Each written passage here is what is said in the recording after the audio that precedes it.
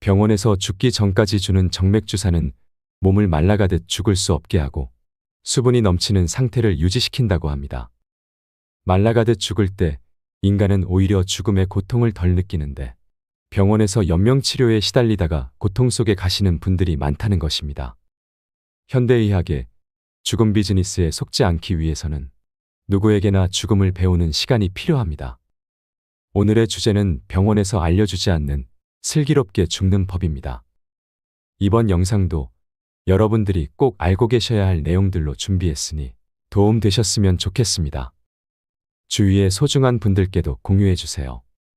우리의 자식이, 우리의 부모님이, 우리의 주변의 이들이 알고 있어야 하는 일입니다.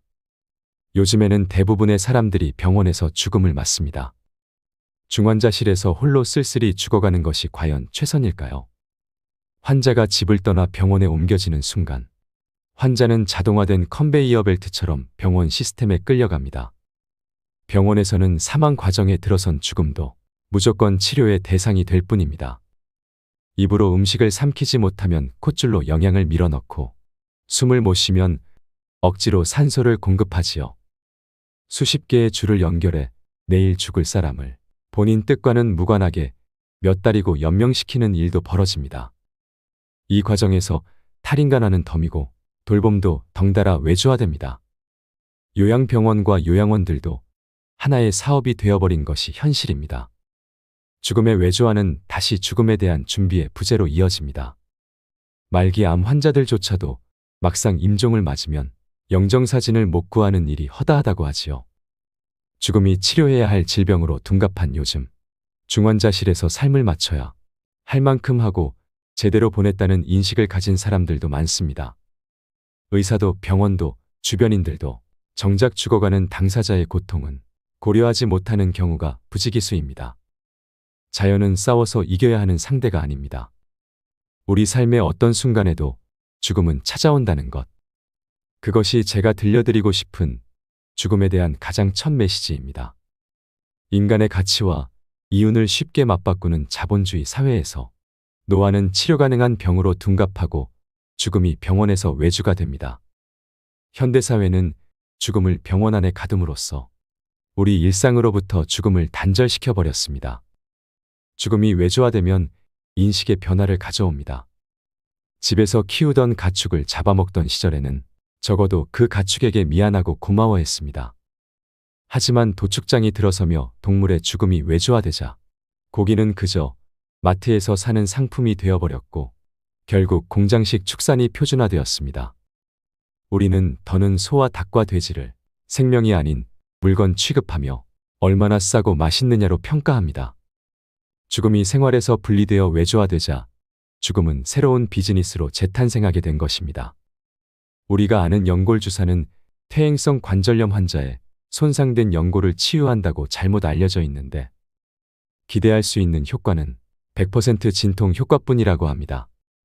그리고 너무 자주 맞으면 관절 손상이나 인대 파열이 진행될 수 있기 때문에 다른 모든 치료와 마찬가지로 오용이나 남용은 금물입니다. 그런데 연골주사를 놓으면서 이런 말을 해주는 의사가 몇이나 있을까요? 그리고 우리가 건강검진을 할 때 찍는 CT 촬영은 몸에 방사선 폭탄을 투여하는 것이나 마찬가지라고 합니다. 그런데 병원에서는 CT를 쉽게 권유하는 경향이 있습니다. 심지어 살아도 산 것이 아닌 상태로 오랜 시간을 버틸 수 있게 하는 현대의료는 죽음에 대한 정의마저 모호하게 만들고 있습니다. 죽음을 준비하지 않으면 죽음보다 더 나쁜 일들이 일어납니다. 바로 병원의 생사 결정권을 넘겨주고 생을 마무리하게 되는 것입니다. 삶을 정리할 시간도 없이 반복해서 병원 신세만 지다가 어느 날 갑자기 죽음을 맞이하고 싶은 사람은 없을 것입니다. 가족들의 얼굴도 알아보지 못하고 몸에 수십 개의 관을 삽입한 채 24시간 울리는 기계음을 들으며 죽어가고 싶은 사람도 없을 것입니다. 그러나 죽음을 외면하면 이런 일은 언제라도 일어날 수 있습니다. 많은 사람들이 맷자리를 보고 수의를 마련하는 것이 죽음을 준비하는 것이라고 착각하는 현실에서 병원의 죽음 비즈니스에 속지 않고 원하는 방식으로 생을 마무리하려면 어떤 준비가 되어 있어야 할까요? 병원은 잠들지 않습니다. 하얗게 불을 밝힌 병동의 밤은 어느 날은 평온하게, 어느 날은 전쟁터와 같이 치열하게 밝아옵니다. 죽음을 말하기 싫어하는 의사와 죽음을 받아들일 수 없는 환자와 가족 사이에 암묵적인 합의하에 중환자실은 환자가 임종을 맞이하기 위한 장소로 급속히 변질되어 가고 있습니다. 한편으로 암묵적인 합의라는 것은 누구도 선택에 대한 부담을 지지 않기 위해 존재하는 것처럼 보이기도 합니다.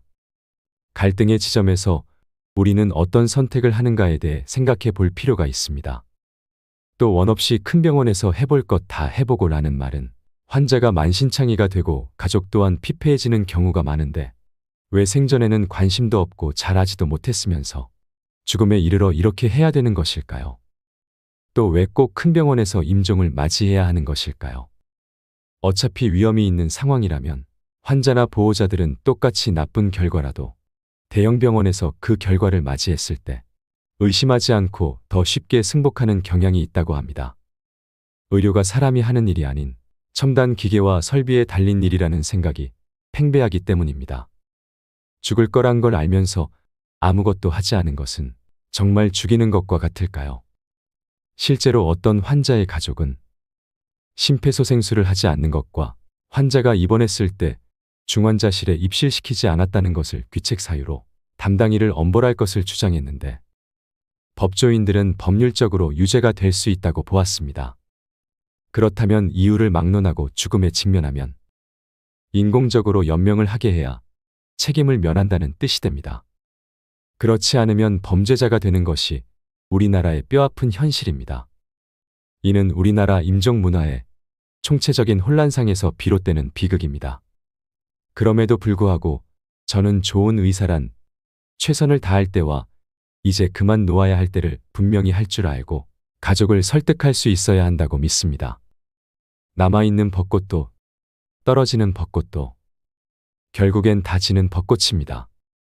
왜 의사들은 죽음 앞에서 거짓말을 할까요? 인공호흡기를 달면 그래도 당장은 좀 편해지실 거야 하는 말은 거짓말입니다. 인공호흡기를 단 상태에서는 자발호흡을 어떤 형태로든 죽여놓지 않으면 제정신으로는 버티기가 힘들기 때문입니다. 여러분, 한번 생각해 보세요. 자연스러운 호흡 리듬에 반하여 기계가 규칙적으로, 그것도 가슴이 터져나갈 듯한 압력으로 강하게 공기를 불어넣는 것이 어떻게 편할 수 있을까요?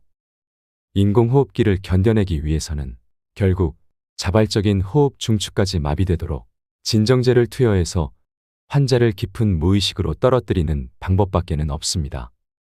과거 10년간 중환자실 치료 후 생존율은 향상되지 않았음에도 시술 숫자는 크게 늘어서 2003년 평균 3개의 시술을 받던 환자들이 2023년에는 평균 7개의 시술을 받습니다. 특히 중환자실에 들어간 80대 어르신들의 생존율은 절반이 되질 않습니다. 중환자실에서 사망한 환자의 가족들의 공통적인 푸념은 사랑하는 우리 아버지, 우리 어머니가 주렁주렁 뭘 달고 동여맨 채 돌아가셨다는 말입니다. 이것이 현실입니다. 의료진의 과실이 아니더라도 중환자실은 항생제의 저항성이 높은 극강의 병원균이 우글거리는 곳입니다. 환자들은 침대 위에서 대소변을 보고 형편이 열악한 병원에서는 이에 대한 관리도 잘 되지 않습니다. 그리고 감염과 함께 또 하나 흔한 문제가 선망입니다. 인공호흡기를 단 환자의 60에서 80%가 선망을 경험하는데 쉽게 말해 정신줄을 놓는다고 이해하면 됩니다. 환자나 가족들에게 이것은 생지옥이나 마찬가지입니다. 좋은 죽음이란 무엇일까요? 죽음에 임했을 때도 존엄성과 사생활을 보호받을 수 있어야 합니다. 그리고 죽을 장소를 내가 선택할 수 있어야 합니다. 마지막으로 임종 시 함께할 사람을 선택할 수 있어야 합니다. 그렇게 언제 떠날지 예상하고 작별의 시간을 가지는 것입니다. 저는 생명 유지 장치를 쓸 것인지 사전에 결정하고 그 결정을 존중받아야 하며 무의미한 생명 연장을 하지 않는 것이 좋은 죽음이라고 생각합니다. 혹시 이런 생각해 보신 적 있으신가요? 내가 만약 말기암 선고를 받는다면 혹은 시한부 인생 선고를 받는다면 몸이 쇠할대로 쇠해져서 스스로 팔다리도 못 움직이고 밥도 누가 도와줘야 먹어야 하면 어떻게 하실 건가요? 아마도 주변에서 이런 소리를 하면 쓸데없는 소리를 한다며 면박을 받기 십상일 것입니다. 어느 순간부터 우리 일상 속에서 죽음이 사라지기 시작했습니다. 아마도 그때부터 우리는 죽음을 일상에서는 없는 일처럼 생각하기 시작했는지도 모르겠습니다.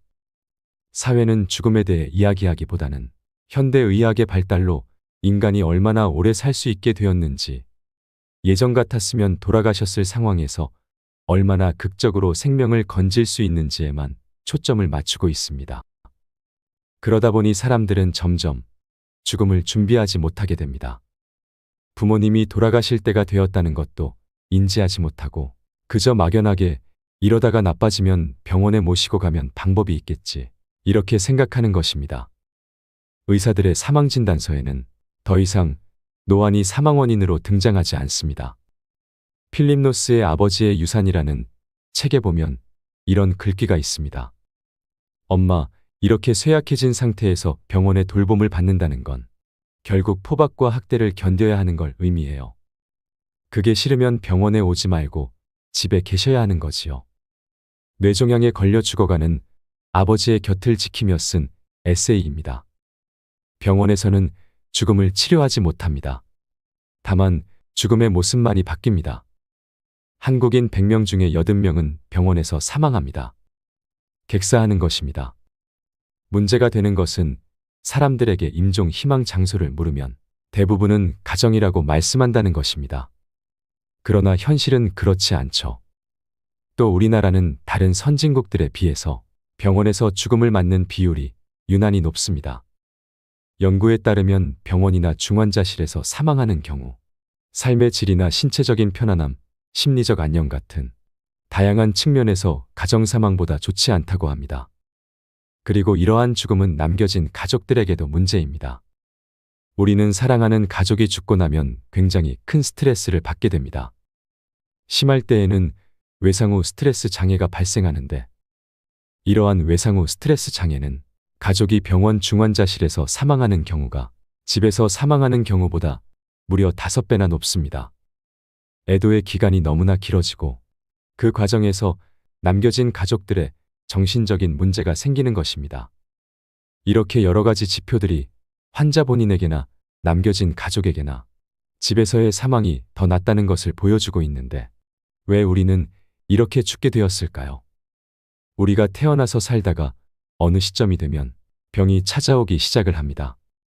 그리고 그 병이 누적이 되고 노화가 진행이 되면 결국은 사망을 피할 수가 없게 됩니다. 그런데 현대의학이 도입이 된 다음부터는 병치레를 하더라도 사망까지 기간이 굉장히 길어집니다. 그럼에도 불구하고 노화와 병치레의 누적을 피할 수는 없게 되면 이제 연명치료가 개입을 합니다.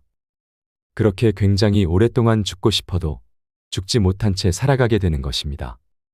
이런 분들의 안타까운 사연은 수도 없이 많습니다. 어떤 분은 수술 후 의식을 완전히 되찾지 못하신 채 7년을 요양병원에서 영양공급줄과 소변줄을 달고 계시다가 돌아가셨다고 하는데요. 문병을 갈 때마다 고통스러워 보이셔서 가족들 모두가 참담했다고 합니다. 오히려 영면하셨을 때 그 얼굴이 더 편안해 보였다고 합니다.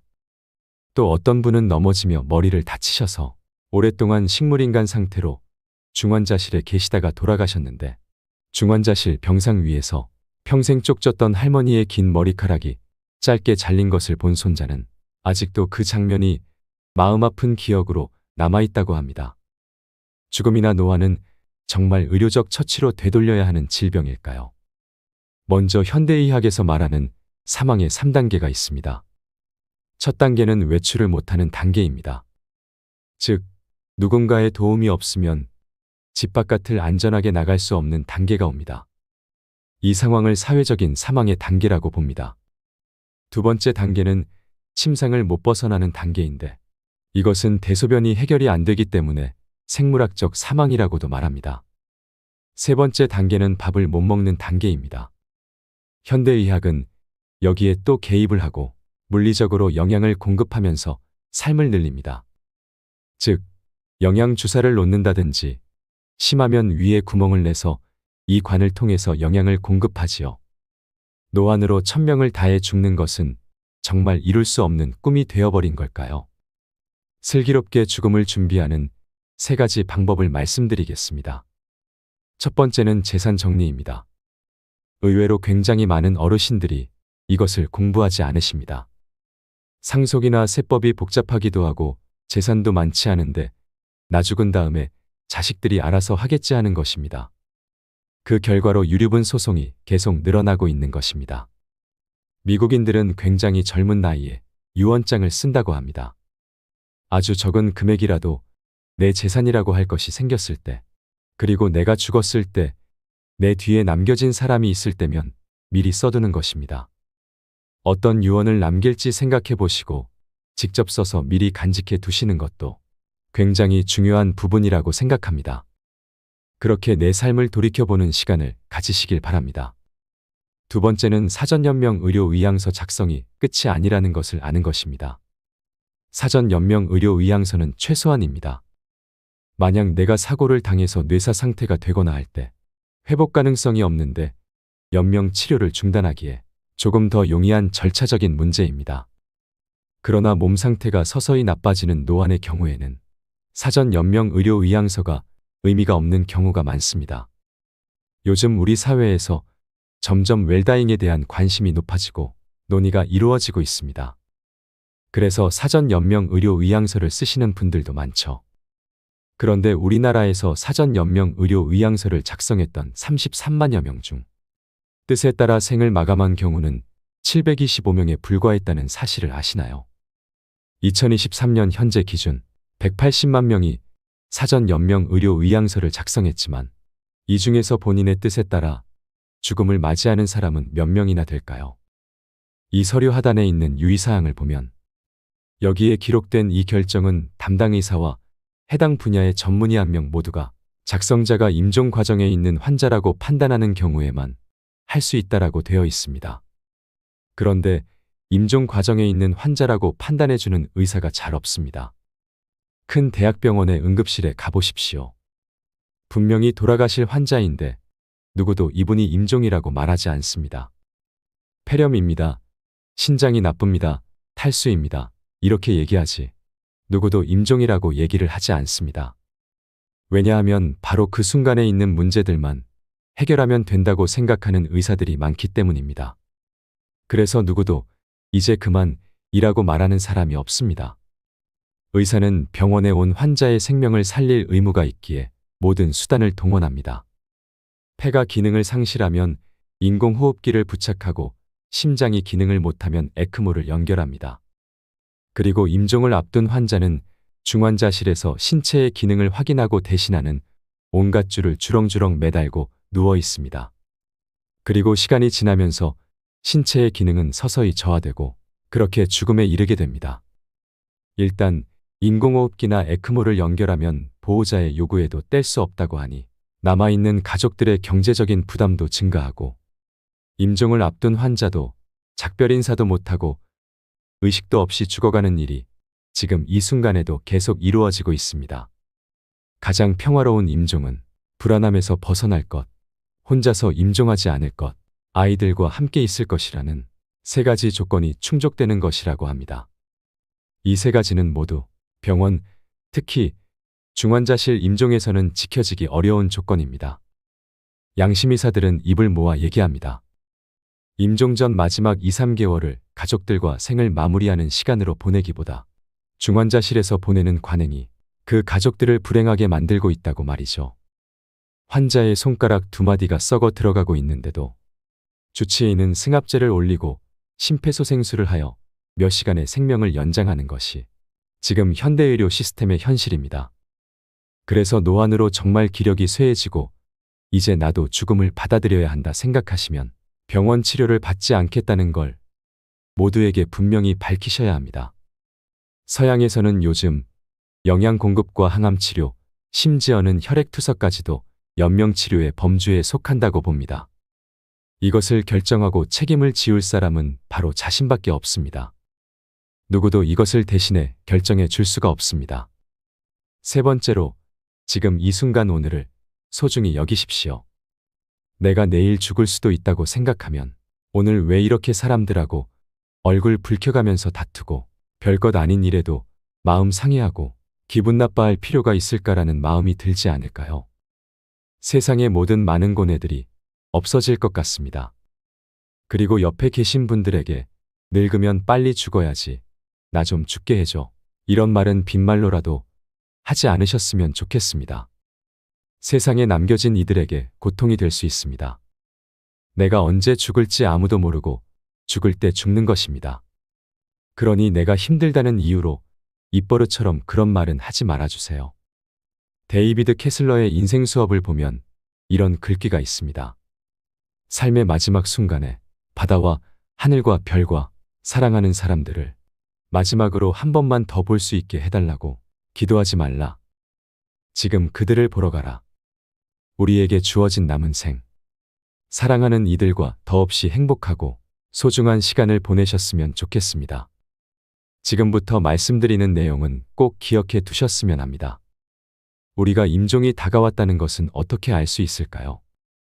임종 일주일 전에는 의식 변화, 진정, 즉 외부 자극에 대한 반응의 저하, 수축기 혈압 감소와 구강 건조 등의 증상을 보인다고 합니다. 특히 임종 하루 이틀 전부터는 혈압이 현저하게 떨어지고 가래 끓는 소리를 내며 눈을 위로 치켜뜨는 증상을 보인다고 하죠. 의식의 변화는 진정과 기면의 단계를 거쳐 혼수와 사망에 이르게 되는데, 이는 잠들듯 편하게 눈을 감는다는 표현을 의학적으로 설명한 것입니다. 하지만 일부 환자들은 창난, 환각, 경련 등 임종 직전에 선망을 겪습니다. 의식이 나빠지면 이에 따라 호흡이 불안정해지는데 숨을 몰아쉰다든지 긴 시간 숨을 쉬지 않는 무호흡 증상이 나타나면 임종에 임박한 것으로 보아야 합니다. 하지만 이것을 기억하세요. 무난한 임종 상태로 임종에 가까워지면 오히려 통증은 줄어듭니다. 임종 환자의 가래 끓는 소리를 의학적으로 임종천명이라고 하는데요. 신체 기능이 쇠약해져 기관지에 고인 분비물을 뱉어내거나 삼킬 수 없어지면서 기도 내에 분비물이 쌓여 발생합니다. 임종을 맞는 환자의 절반 정도에서 임종 약 17에서 57시간 전에 들린다고 하는데요. 이 증상이 일어날 때쯤이면 대체로 의식은 혼수 상태이며 환자는 불편함을 거의 느끼지 않는다고 알려져 있습니다. 하지만 이를 지켜보는 가족들에게는 임종의 모습이 트라우마로 남아 환자가 사망한 후에도 수년간 회상될 수 있다고 합니다. 이 시점에 도저히 참지 못하고 환자를 의료기관으로 옮기는 순간 연명치료의 굴레에 들어서게 되는 것입니다. 밥을 못 먹는 단계를 지나 물도 못 마시는 단계가 오면 이제는 정말 살 시간이 얼마 남지 않았음을 알고 이에 대한 준비를 해야 합니다. 통념과 달리 임종 환자는 탈수가 되었다고 해서 갈증을 호소하지 않습니다. 큰 스님이 열반에 들기 전 곡기를 끊고 죽음을 기다리는 경우가 있습니다. 법정 스님도 그렇게 죽음을 맞이하셨다고 하는데요. 불가에서는 죽음을 단순히 인간의 육체가 사망한 것으로 이해하지 않고 육을 입은 생명의 존재가 미혹과 집착을 끊어내고 일체의 속박으로부터 해탈하는 것이라고 이해합니다. 죽음은 어떤 이에게만 벌어지는 특별한 비극이나 천벌이 아닙니다. 저는 가야 할 때가 왔다고 생각되면 이렇게 자연으로 돌아가는 것이 가장 바람직한 형태의 죽음이 아닌가 생각합니다.